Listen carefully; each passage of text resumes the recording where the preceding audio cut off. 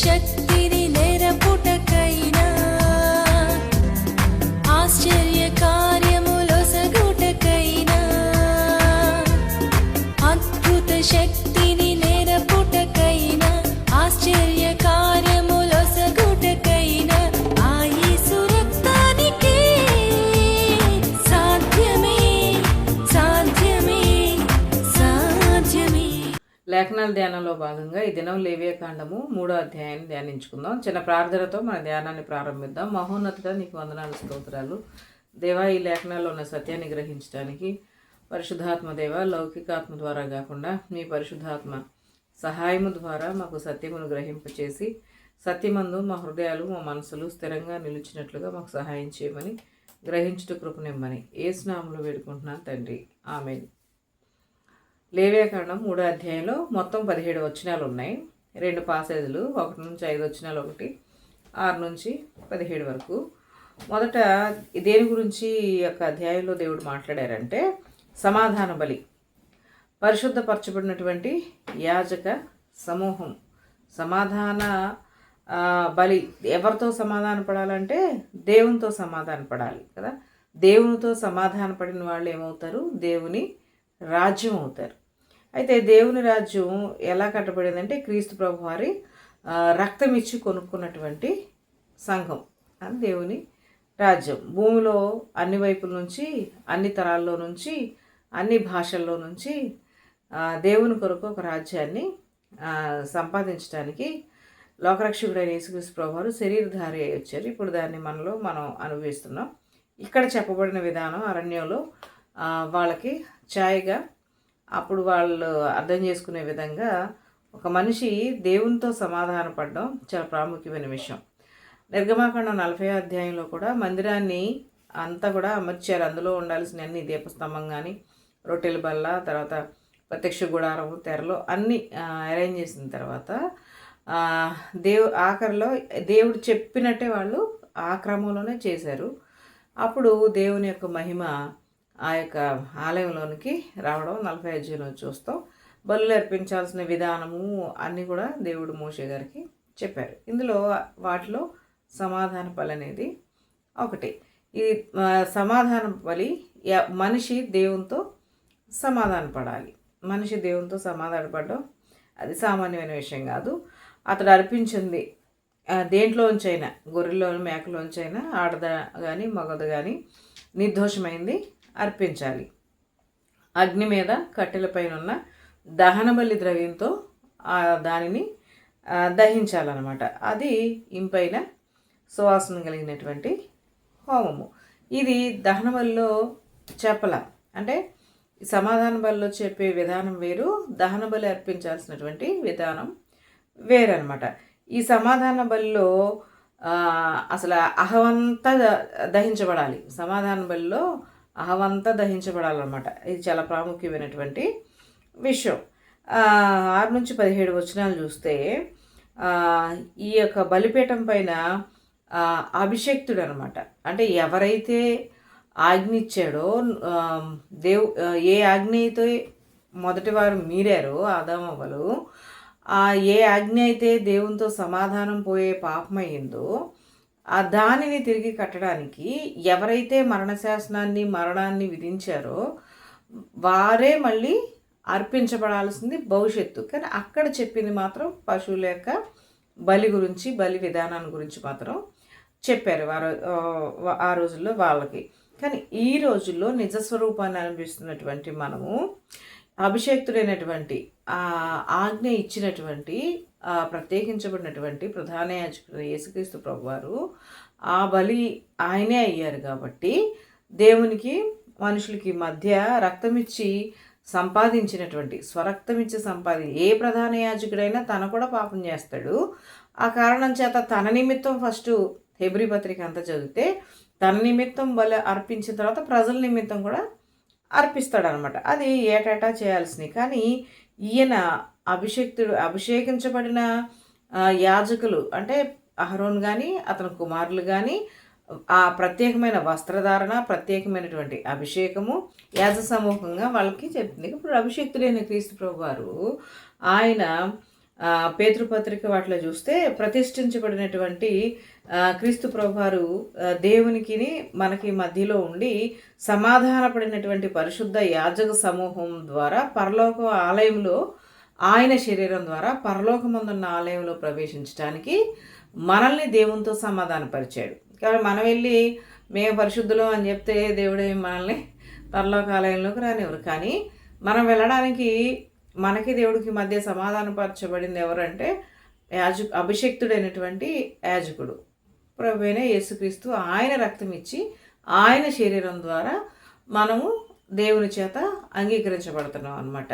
కాబట్టి ఆ విధంగా సమాధాన బలి పశువు ఆ కుటుంబాల మధ్యలో ఎలా అయితే ఇశ్రాయేల్ సమాజంలో సమాధాన బలి అతని చేతులు దాని మీద ఉంచి అతని పాపాలు దేవునికి అతనికి మధ్యలో ఏ విధేయత ఉందో, ఏ ఆజ్ఞాతిక్రమం ఉందో, ఏ ఆజ్ఞలను ధర్మ విధులను వాళ్ళు మీరి దేవుని ఎదుట దోషులయ్యారో అలాంటి విషయాలన్నిటిలో కూడా వాళ్ళకి శుద్ధీకరణ కొరకు దేవునికి ప్రజలకు మధ్య సంబంధాన్ని కట్టడానికి ఆ పశువు అర్పించబడిన విధానం. అహం క్రొవ్వంతా కూడా యెహోవాకు, మిగిలిన మీటు వీళ్ళు తింటున్నారు కానీ అక్కడ క్రొవ్వంతా యెహోవాదే. అది ఇంపైన సువాసనట సమాధాన బలిలో. ఒక వ్యక్తి దేవునితో సమాధానాన్ని వదిలేశాడంటే, ఒక వ్యక్తి దేవునితో సమాధానం పడట్లేదంటే, ఒక వ్యక్తి దేవుని ఆజ్ఞల్ని మీరాడు అని అంటే అతను ఎంత అహంకార అయి ఉండొచ్చో, లేకపోతే ఎంత దైవ జ్ఞానం లేనివాడై ఉండొచ్చో, దేవుని గురించి తెలిసి కూడా చేశాడేమో. ఏ కారణం చేత అయితే దేవునితో సంబంధాన్ని, దేవునితో సమాధానాన్ని మీరిన అతన్ని తిరిగి దేవునితో కట్టడం అని అంటే ఆ వ్యక్తిని ఖచ్చితంగా అతనిలో ఉన్నటువంటి అసమాధానానికి కారణమైన ప్రతిదీ కూడా దహించబడాలి. ఆ సూచనగా ఆ పశువుని దహించారు. కానీ యేసుక్రీస్తు ప్రభువారు నిండు యవన కాలంలో ఏ దోషమిచ్చేని నిర్దోషమైన యవనస్తుడు ఆకాశానికి భూమికి మధ్యలో వేలాడినప్పుడు శరీరం అంతా ఆ తీర్పు ఆ టైం అంతా చూస్తే అన్ని విధాలుగా అతడు నలగకొట్టబడిన దంచి తీసిన నూనె అర్పించాలన్నట్టు నలగకొట్టబడిన సమాధాన బలి పశువుగా ఆయన అర్పించబడ్డాడు. కాబట్టి ఇంకా ఆయన నేను దేవుణ్ణి, మీరు నన్ను సిలువ వేస్తారా, నాకు మేకులు కొడతారా అని ఎదురు తిరిగే తత్వం అనేది యేసుప్రభువులో ఆ టైంలో మనకు కనిపించలే. సో ఆయన శరీరధారిగా ఏ అహాన్ని ఆయన చూపించలా, తనకున్నటువంటి దేన్ని కూడా ఆయన చూపించలా, రిక్తునిగా మారాడనమాట. ఎందుకు? మనుషులకి దేవునికి మధ్య సమాధానాన్ని ఇవ్వడానికి. ఆ విధంగా మన నిమిత్తము ఆయన దేవునికి ఇంపైన సువాసనగా ఉన్నారు. ఆ విషయాన్ని మనం జ్ఞాపకం చేసుకో. అహరోను కుమారులు బలిపీఠం చుట్టూ దాని రక్తాన్ని ప్రోక్షించాలి. యెహోవాకు హోమముగా అర్పించినది అది ఏదైనప్పటికీ కూడా హోమరూపము, అంటే హోమానికి అంటే వ్యక్తి మీద దేవుని ఉగ్రత రాకుండా ఈ క్రొవ్వు యొక్క వాసన, ఈ దహించబడినటువంటి కొవ్వు యొక్క అర్పణను దేవుడు అర్పించినప్పుడు వ్యక్తి సేఫ్గా తన ఉగ్రత పాలవకుండా దేవుని కోపం అతని మీద నుంచి తప్పుకుంది. కాబట్టి అది దేవుని దృష్టికి ఇంపైందనమాట. ఆ క్రొవ్వు అంతా దహించబడ్డం వల్ల. అయితే క్రొవ్వు నాది అని ప్రభు అంటే ఈ వచనాల్లో క్రొవ్వు అంతా కూడా యెహోవాదే. అది సువాసన గల హోమరూపమైనటువంటి ఆహారము. కాబట్టి మీరు క్రొవ్వైనను రక్తమైనను తినకూడదనమాట. ఈ రక్తం తినేవాళ్ళు కూడా బహుశా ఉంటారేమో పశువులు, కానీ అది కూడా తినొద్దు, తాగొద్దు. ఎందుకు రక్తం తినొద్దు, రక్తం తాగొద్దు అంటే ఆ రక్తాన్ని కొంతమంది వండుకొని తింటారనుకుంటా. అది కూడా తినొద్దని దేవుడు ఎందుకు చెప్పారంటే ఆ యొక్క పశువు యొక్క ప్రాణం, అది ఒక ప్రాణాన్ని నువ్వు తినొద్దు అనేది అనమాట. అంటే మనము దేవుని ఎదుట ఆ విధంగా నిర్దోషంగా ఉండాలి. కాబట్టి అది ప్రాణం కాబట్టి తినొద్దు. అది క్రొవ్వు కాబట్టి అది అహంకారంతో ఆ వ్యక్తి దేవునితో సమాధానాన్ని పోగొట్టుకున్నాడు. తిరుగుబాటు వల్ల దేవునితో సమాధానం పోగొట్టుకున్నాడు. చాలామంది మూర్ఖంగా ఉంటారు. దేవుడు ఆజ్ఞల విషయంలో అసలు లక్ష్య పెట్టరు. 73వ కీర్తన ఆసాపు ఆసాపు అదే బాధపడతాడు అనమాట. నేను నిర్దోషినే ఉండడం ఎందుకు, నాకు దుఃఖమే కలుగుతుంది. అది చూడు, అహంకారులు కన్ను కింద గుంటలే వాళ్ళకి, వాళ్ళు చక్కగా తింటున్నారు, చక్కగా పానం చేస్తున్నారు. అహంకారులే క్రొవ్వి వాళ్ళ యొక్క కన్ను మెరకలుగా ఉన్నాయి. వాళ్ళు అంత హ్యాపీగా ఉన్నారు. అంత దుర్మార్గంగా ఉన్నప్పటికీ కూడా నేను పరిశుద్ధత అని చెప్పి చేతులు శుభ్రంగా ఉంచుకొని, అంటే బహుశా అతను ఏమో లంచం తీసుకోలేదేమో, ఏమన్నా వడ్డీలు తీసుకోలేదేమో, లేకపోతే ఎవరిని హత్య చేయలేదేమో, ఇలాంటివే కదా శుభ్రంగా ఉంచుకోవాలంటే, ఇదేగా అర్థం. కాబట్టి అతని చేతులు నిర్దోషంగా ఉంచుకోవాలి, దుఃఖపడతామన్నాడు అనమాట. దుర్మార్గులు ఇంత బాగున్నారు, నా సంగతి ఏంటి, నేను నీ బిడ్డనైనా సరే, నాకెందుకు ఈ పరిశుద్ధంగా ఉండాలి, అట్లా ఉండాలి, ఇట్లా ఉండాలి, అవన్నీ నాకెందుకు అన్నట్టు విశ్వాసం నుంచి పక్కా జారి ఎట్లా పడితే ఎట్లా ఉందాం అన్న ఆలోచనకు వచ్చాడు ఏం పాపం. కానీ దేవుని సన్నిధిలోకి వెళ్ళిన తర్వాత పశుప్రాయుడిని ఈ మాట అన్నాను, నాయన నువ్వు ఆపదలో నా చేపట్టుకుని నడిపిస్తావు, నాకు నా హృదయానికి ఆశ్రయదుర్గంగా ఉంటావు బాధ కలిగినప్పుడు. ఆ తర్వాత నన్ను నిత్య జీవంలో తీసుకెళ్తావు. అసలు ఆకాశంలో నీవు తప్ప నాకెవరున్నారు, నీవు ఉంటే నాకు ఇవేం అక్కర్లేదులే అని సత్యాన్ని తెలుసుకుంటాడు, ఆ జ్ఞానాన్ని తెలుసుకుంటాడు. దేవుని స్వభావాన్ని గురించిన అవగాహన అతనికి వచ్చినప్పుడు తను పశ్చాత్తాపడి పశుప్రాయపడతాడు అనమాట. కాబట్టి సమాధాన పలిలో ఉండాల్సింది పశ్చాత్తాపమే అనమాట. ఎవరైతే రాజులైన యాజక సమూహంగా దేవుని చేత హక్కుని సంపాదిస్తారో వాళ్ళు యేసుక్రీస్తు ప్రభు వారి శరీరం ద్వారా పరలోకం యొక్క ఆలయంలోకి ప్రవేశిస్తారు. కాబట్టి గుడికొచ్చిన వాళ్ళందరూ పరలోక ఆలయంలోకి ప్రవేశించరు. ఎవరైతే పశ్చాత్తాపడతారో, ఎవరైతే దేవునితో సమాధాన పడతారో, సమాధాన బలిగా అర్పించబడినటువంటి క్రీస్తుకు విధేయతతో విశ్వాసంతో లోబడతారో వారు పరలోకంలో ఉన్నటువంటి దేవుని ఆలయంలో క్రీస్తు ప్రభు వారి యొక్క రక్త ప్రోక్షణలో క్షమాపణ పొందడం వల్ల దేవునితో సమాధాన పడిన స్థితి వారి హృదయంలో ఉండడం వల్ల వాళ్ళు శాంతి కలిగి, సమాధానం కలిగి, దేవునితో కనెక్ట్ అయ్యే సంబంధ బాంధవ్యం కలిగి, అన్యోన్య సహవాసం కలిగి ఇక్కడ ఎలా ఉన్నారో పరలోకంలో దేవునితో ఉంటారు, మహింపరచబడి ఉంటారు. ఆ పరిస్థితులన్నీ వేరు. అక్కడ ఎవరో బాధించే వాళ్ళు ఉండరు. కాబట్టి అది ఇక్కడే ప్రాక్టీస్ చేయాలన్నమాట. మన అంతరంగం, మనం దేవునికి ఆలయం ఉన్నాం కాబట్టి ఈ ఆలయంలో మనం ప్రాక్టీస్ చేయాలి. అది నమ్మడము, దైవశక్తిని, దైవత్వాన్ని, విధేయత ఉంటే దేవుడు తన వెతికే వారందరికీ తన ప్రత్యక్షతను ఇచ్చారు. శ్రద్ధగా వెతికిన వాళ్ళందరూ దేవుణ్ణి కనుక్కున్నారు. ఇది సత్యం. దీన్ని ఎవరి జీవితాల్లో వాళ్ళ అనుభవ జ్ఞానాన్ని ఎవరో కాదనలేరు.